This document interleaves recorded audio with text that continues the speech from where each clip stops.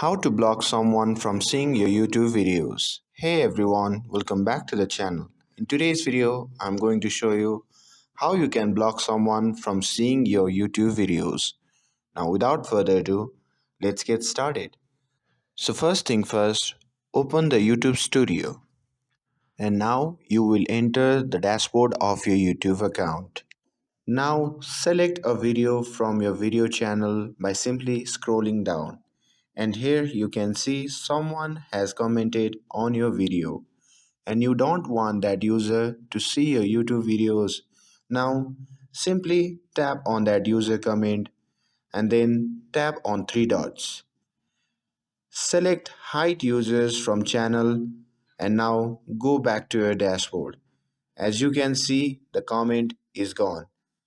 Now they won't be able to see your videos that you have posted, and this is how you can block someone from seeing your YouTube videos. I hope you found this video helpful.